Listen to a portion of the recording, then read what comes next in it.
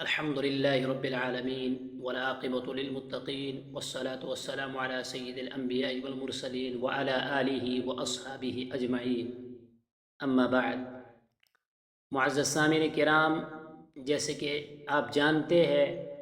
ذی الحجہ کا بابرکت مہینہ شروع ہوا ہے۔ ذی الحجہ کے مہینے کی جو عظمت اور فضیلت ہے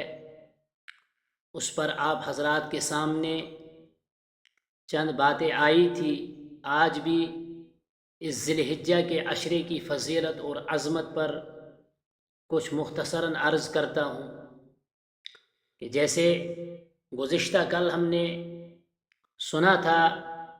بتایا تھا کہ ان راتوں کی اور ان ایام کی فضیلت احادیث نبویہ صلی اللہ علیہ وسلم سے اور قرآن کریم سے ثابت ہوتی ہے۔ اسی طریقے سے حضرت مفتی اعظم نے معارف القرآن میں بیان فرمایا ہے، حضرت ابن عباس رضی اللہ تعالی عنہ کے حوالے سے، کہ یہ جو 10 راتیں ہیں یہ وہی راتیں ہیں جو حضرت موسیٰ علیہ السلام کے قصے میں آئی ہے، یعنی جن کا تذکرہ قرآن کریم میں ہے، جس کو اللہ رب العزت نے فرمایا ہے وَأَتْمَمْنَاهَا بِعَشْرٍ۔ کہتے ہیں کہ یہ 10 راتیں یہی ذی الحجہ کی 10 راتیں ہیں اور ذی الحجہ کے 10 دن ہیں۔ حضرت موسیٰ علیہ السلام کا قصہ یوں ہے کہ مصر میں بنی اسرائیل جو تھے وہ مجبور اور مقہور تھے، اس لیے ان کو اس وقت جو حکم تھا فرعون کی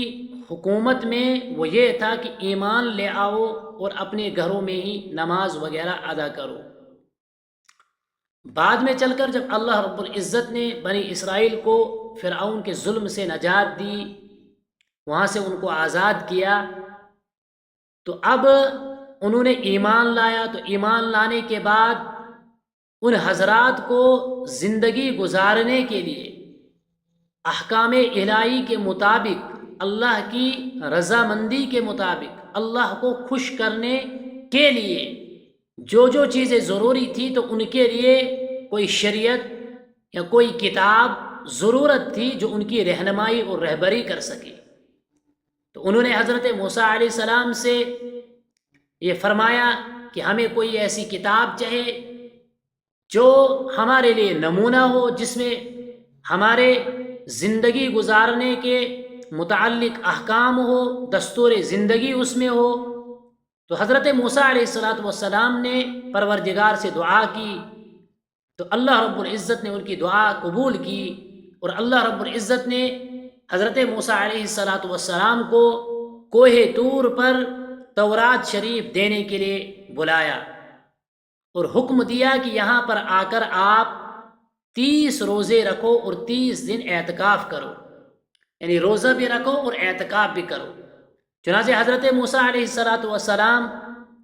کوہ طور پر گئے اور 30 دن وہاں پر روزے رکھے اور 30 دن اعتکاف کیا۔ اب 30 دن کے بعد ان کو تورات ملنی تھی، لیکن معاملہ یہ ہوا کہ حضرت موسیٰ علیہ السلام نے 30 روزے رکھنے کے بعد اور 30 راتوں میں اعتکاف کرنے کے بعد مسواک کیا، جس کی ان کو اجازت نہیں تھی، یعنی اللہ رب العزت نے ان کو مسواک کرنے کی اجازت نہیں دی تھی، انہوں نے مسواک کیا۔ حالانکہ اس امت کے لیے نبی اکرم صلی اللہ علیہ وسلم کا فرمان ہے کہ اس امت کے جو روزے دار ہوں گے ان کے لیے فرمایا ہے کہ من خیر خصال الصائم السواک، کہ صائم کی روزے دار کے لیے بہترین چیز جو ہے وہ مسواک ہے، اس کی خصلتوں میں سے ایک اچھی خصلت مسواک کی بھی ہے۔ لیکن اللہ رب العزت نے حضرت موسیٰ علیہ السلام کو اس چیز سے منع فرمایا تھا۔ اللہ رب العزت نے موسیٰ علیہ السلام کی طرف وحی کی اور فرمائی کہ اے موسیٰ،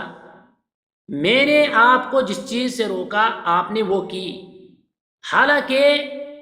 آپ کے منہ میں جو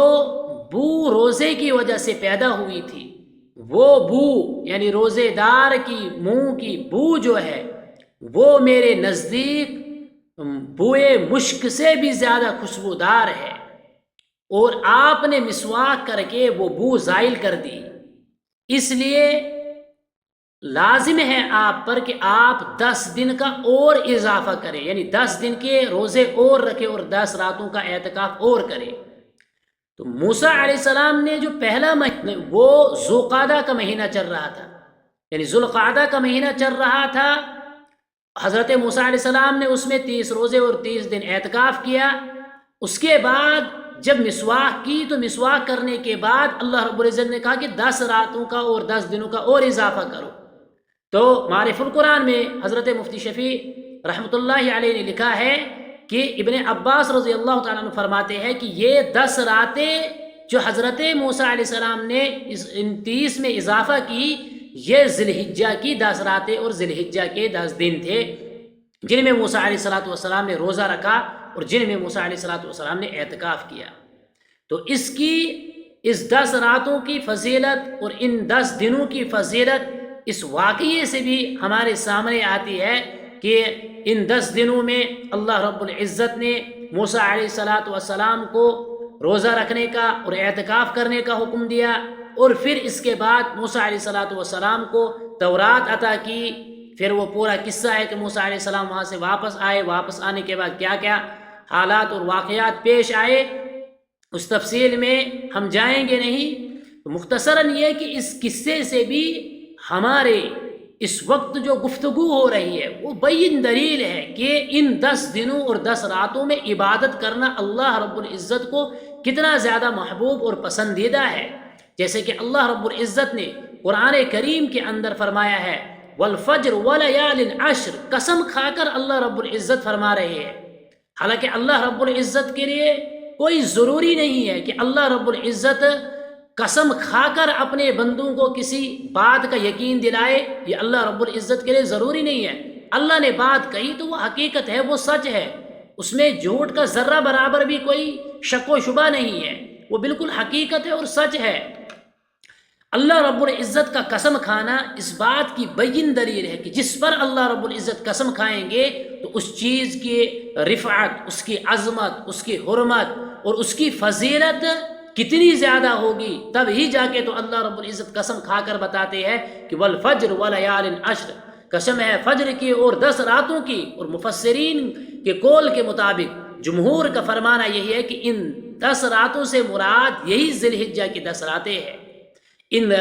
قرآن کریم کی آیت سے اور نبی اکرم صلی اللہ علیہ وسلم کی احادیث مبارکہ سے پتہ چلتا ہے کہ ان 10 راتوں کی کتنی زیادہ فضیلت ہے۔ اسی طریقے سے نبی اکرم صلی اللہ علیہ وسلم نے فرمایا کہ جو شخص عید کی رات میں عبادت کرتا ہے، یعنی عیدین جو آتی ہے ان میں جو شخص عبادت کرتا ہے، شب بیداری کرتا ہے، تو اس شخص کا دل قیامت کے وقت مردہ نہیں ہوگا۔ جس وقت تمام لوگوں کے، تمام انسانوں کے دل مردہ ہو جائیں گے، اس وقت اس شخص کا دل زندہ ہوگا جو شخص عیدین میں، یعنی